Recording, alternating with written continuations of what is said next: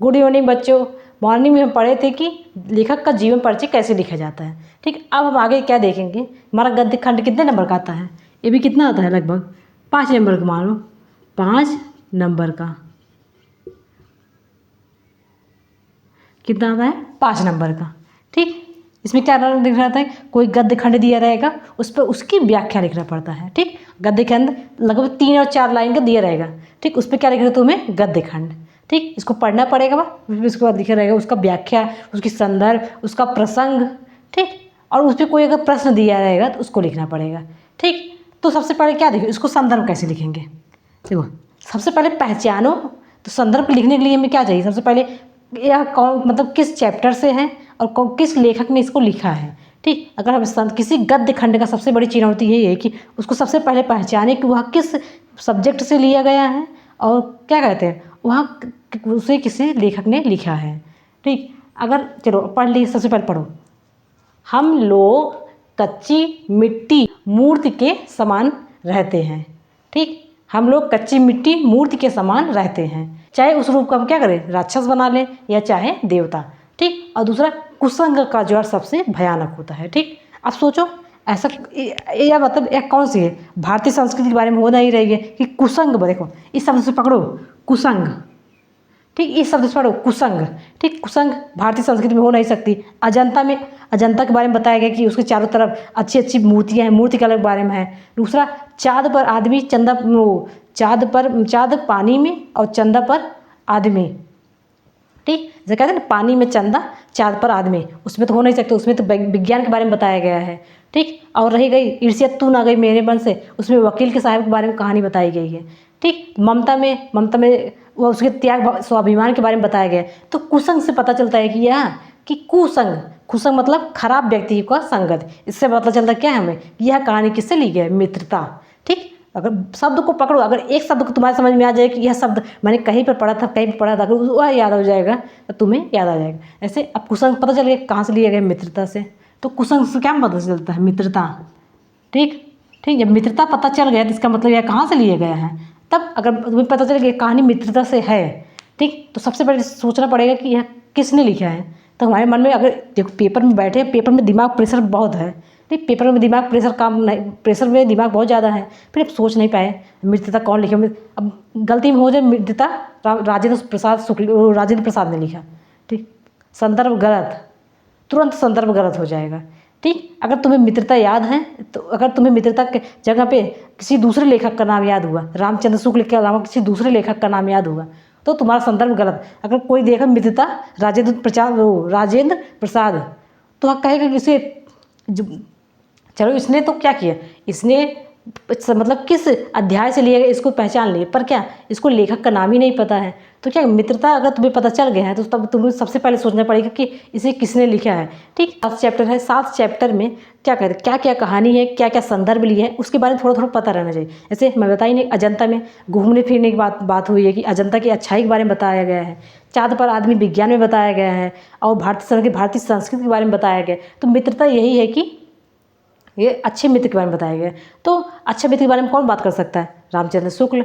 ठीक, तो ऐसे क्या कर, हमें लेखक का नाम याद करना पड़ेगा। ठीक, तो गद्य का व्याख्या लिखने के लिए हमें सबसे पहले क्या करें, हमें गद्य का खंड की व्याख्या लिखने के लिए हमें क्या चाहिए, हमें लेखक का नाम पता होना चाहिए। दूसरा क्या पता, दूसरा हमें पता चले किस सब्जेक्ट से लिया गया है। ठीक, अगर देखो सबसे पहले पता करें कि यह किस अध्याय से लिया गया है। ठीक, तो हमें क्वेश्चन से पता चला कि यह मित्रता कहानी से। अब पता चला मित्रता है, पर इसको लिखा किसने है, तो हमें सबसे पहले लेखक का नाम याद होना चाहिए। ठीक, तो पता चलेगा अगर दूसरे लेखक का नाम याद हो गया तो इसका मतलब वो गलत हो गया। तो यहाँ पे कौन मित्रता कौन लिखा है, रामचंद्र शुक्ल। कौन लिखे, रामचंद्र शुक्ल। अब तुम आराम से संदर्भ लिख सकते हो। अब कैसे शुरू करोगे, शुरू कैसे है, देखो शुरुआत में क्या करना है, शुरुआत कैसे करना है, शुरुआत सबसे पहले संदर्भ,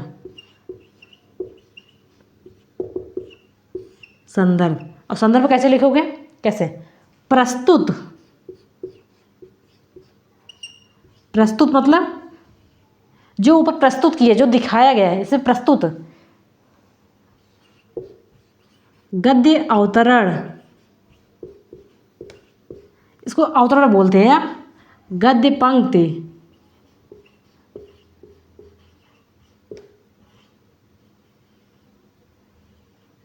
ठीक, प्रस्तुत गद्य पंक्ति गद्य अवतरण या गद्य पंक्ति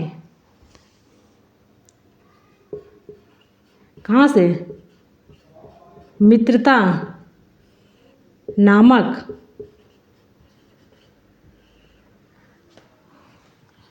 कहानी से क्या है? उद्धृत,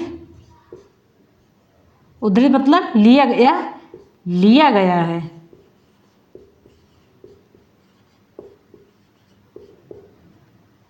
लिया गया है। देखो, जिसके लेखक, जिसके लेखक कौन है? सर्वश्रेष्ठ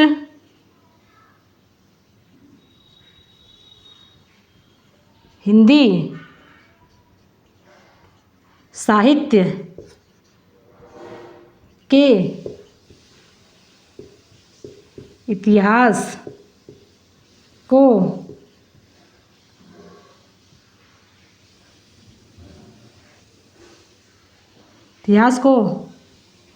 लिखने वाले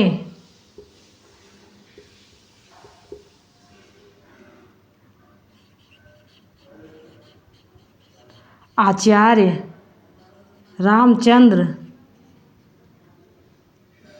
शुक्ल ने लिखा है। ठीक, जो का भी हैं, जो या जो लेखक हैं उनके नीचे अंडरलाइन, और जो क्या है, जो कहानी है उसके नीचे अंडरलाइन। ठीक, ऐसे लिखो तो क्या एग्जामिनर को अच्छे से दिखाई देगा। मित्रता नाम की कहानी आचार्य रामचंद्र शुक्ल ने लिखा है। ठीक, देखो, गद्य का अवतरण या गद्य पंक्ति को लिखा है, मित्रता नामक कहानी से लिया गया है। ठीक, इसके सर्वश्रेष्ठ, देखो हिंदी साहित्य के इतिहास हमें जीवन परिचय में याद ही करना है। ठीक, यहाँ पे अगर अच्छे से लिख देंगे जी, और यहाँ पे हिंदी साहित्य के इतिहास वाले तो एग्जामिनर को क्या लगेगा कि बच्चे को इतना भी नॉलेज है कि रामचंद्र शुक्ल ने हिंदी के साहित्य के इतिहास को भी लिखा है। ठीक, अगर वह मित्रता को देख लिया और हिंदी साहित्य के इतिहास को देख लिया और रामचंद्र शुक्ल, अगर दोनों सही है, अध्याय का नाम और लेखक का नाम दोनों सही है, तो एग्जामिनर को लगेगा कि बच्चे पूरा है। अगर संदर्भ 2 नंबर का है तो 2 का 2 में पूरा का पूरा नंबर मिल जाएगा। ठीक, तो इसे तो संदर्भ कैसे लिखते हैं यही दिखाएं हम। तो ऐसे लिखे थे, प्रस्तुत गद्य अवतरण या गद्य पंक्ति मित्रता नामक कहानी से उद्धृत है, उद्धृत या लिया गया है, जिसके लेखक क्या हैं?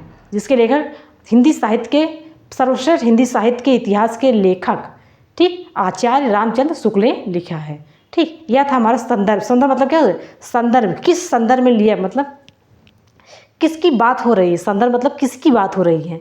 ठीक, तो इसमें जो है कि संदर्भ मतलब किसकी बात हो रही है, तो यही है कि यह कहानी मित्रता से है और रामचंद्र शुक्ल के बारे में बात हो रही है। ठीक, संदर्भ मतलब किसकी बात हो रही है।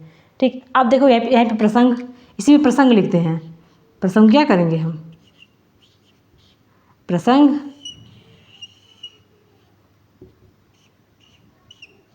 देखो ये मैं क्या बता रही हूँ, गद्य लिखने का फॉर्मेट, फॉर्मेट बता कि कैसे, क्या, संदर्भ, प्रसंग और क्या, व्याख्या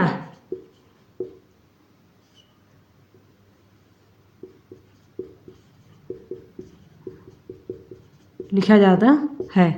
ठीक, कैसे लिखा जाता है उसको बता रही है। प्रसंग किसके बारे में बात हो रही है? प्रसंग। देखो, व्याख्या का सबसे छोटा रूप है। प्रसंग में बताना है कि सिर्फ प्रसंग को सिर्फ और सिर्फ 2 लाइन में लिखना है। 2 लाइन में, देखो इसको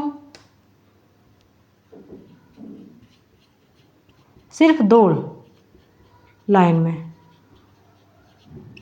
ताकि देखो प्रसंग में क्या कि किसकी बात हो रही है, किसके बारे में बात हो रही है, वही लिखा जाता है कि प्रसंग है। क्योंकि व्याख्या में हमें पूरा डिटेल में लिखना रहेगा कि 4 लाइन का, उसको मतलब बढ़ा के नहीं, उसकी संदर्भ को उसके अच्छे से किस बारे में बात किया गया उसको लिखना है। व्याख्या में पूरा विवरण दिया जाता है, पर प्रसंग में किसके बारे में बात है बहुत शॉर्ट में, बहुत छोटे में दिया जाता है। जैसे दिखा रहे हैं प्रसंग, इसमें क्या है, हम लोग कच्ची मिट्टी की मूर्ति के समान, जैसे नहीं देते मूर्ति, देखिए मूर्ति किसकी मूर्ति? मिट्टी की मूर्ति।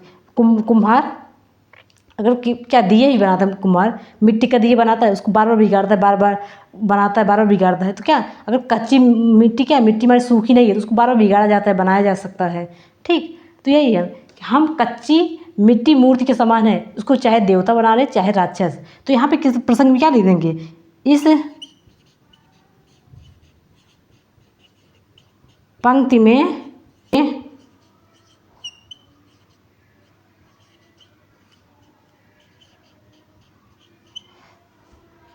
चारित्रिक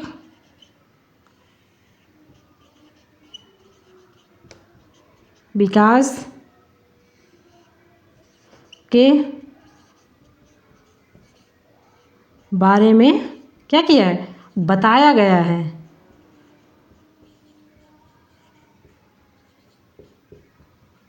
ठीक, मनुष्य के चारित्रिक विकास के बारे में बताया क्या, चारित्रिक मतलब क्या, अगर हम हमारा चरित्र वैसा हो जाएगा, अगर हम जैसा संगत करेंगे हमारे चरित्र का निर्माण वैसा ही होगा। अगर हम गलत व्यक्ति का चरित्र क्या करेंगे, गलत व्यक्ति का संगत करेंगे तो हमारा उसका प्रभाव हमारे ऊपर गलत प्रभाव पड़ेगा। जब गलत प्रभाव पड़ेगा हमारे चरित्र का निर्माण भी तो गलत तरीके से हो जाएगा।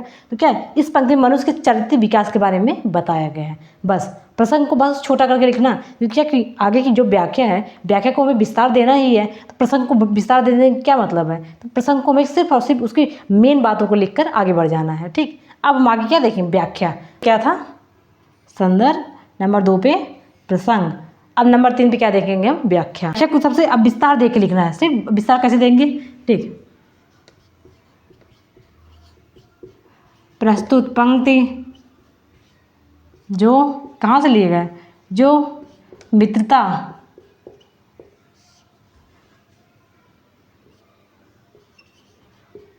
आचार्य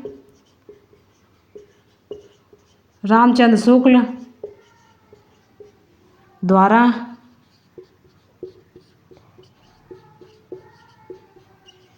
लिखा गया है। इसमें क्या है, जिसमें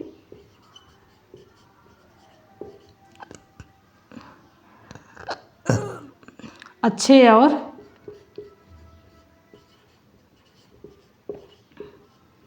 बुरे व्यक्ति की संगति, ठीक, तुम लोग समझो, साथ साथ लिखते जाना, कि संगति का प्रभाव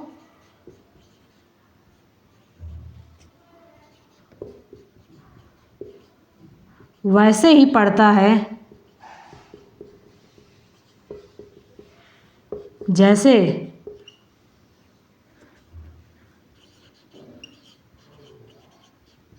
कुम्हार मिट्टी के बर्तन या मूर्तिकार जानते हो, जो मूर्ति बनाते हैं, मूर्तिकार, मूर्ति का निर्माण करता है, जिसमें वह क्या करते हैं, वह अच्छी मूर्ति भी बना सकते हैं या मूर्ति को क्या कर सकते हैं, मूर्ति को बिगाड़ भी सकते हैं।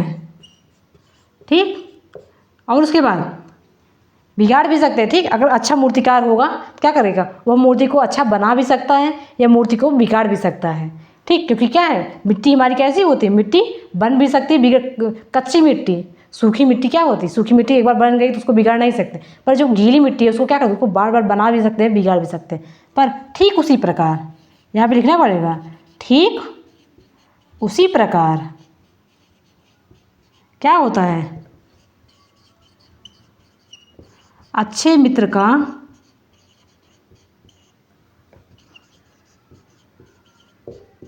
अच्छा प्रभाव और क्या, बुरे मित्र का क्या होता है, का बुरा प्रभाव, इसलिए खराब संगति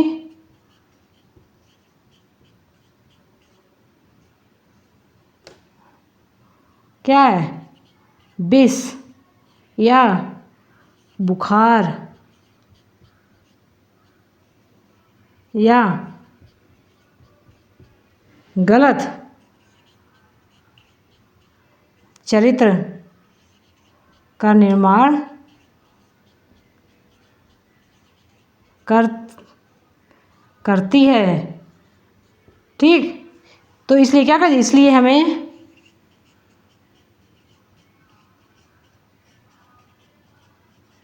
अच्छे व्यक्ति का संगत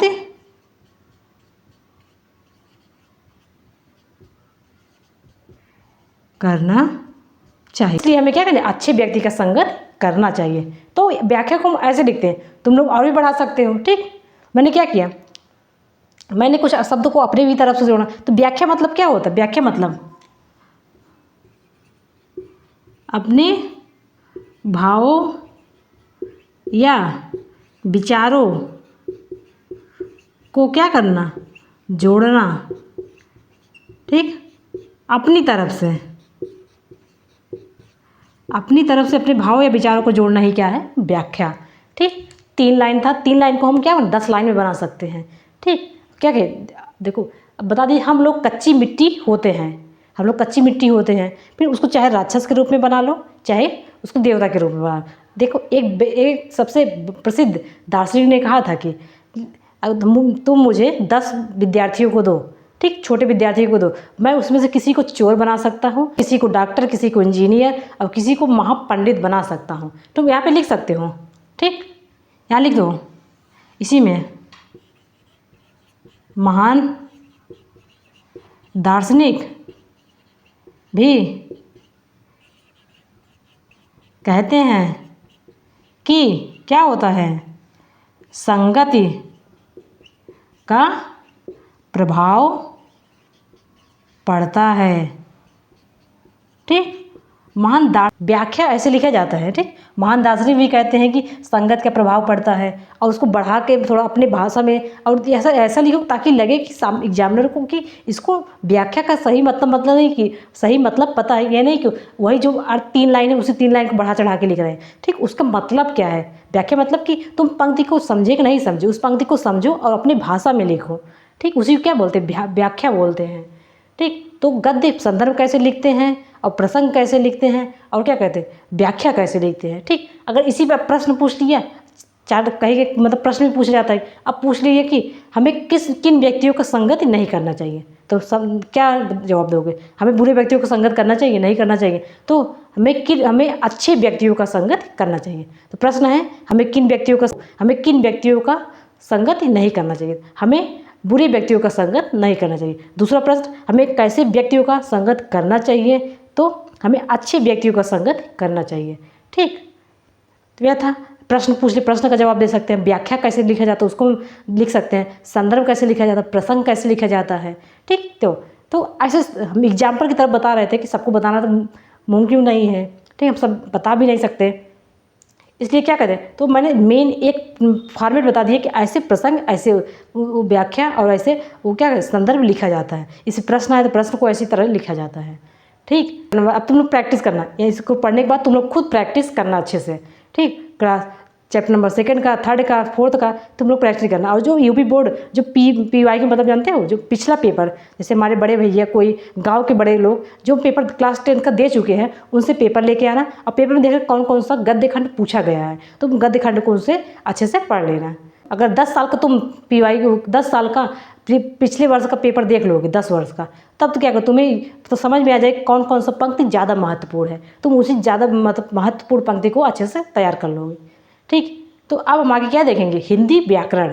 ठीक, हिंदी व्याकरण, पर्यायवाची क्या है, उपसर्ग क्या है, प्रत्यय क्या है, समास क्या है, समास के प्रकार क्या क्या है, ठीक, तत्भव क्या है, तत्सम क्या है, उसको हम देखेंगे।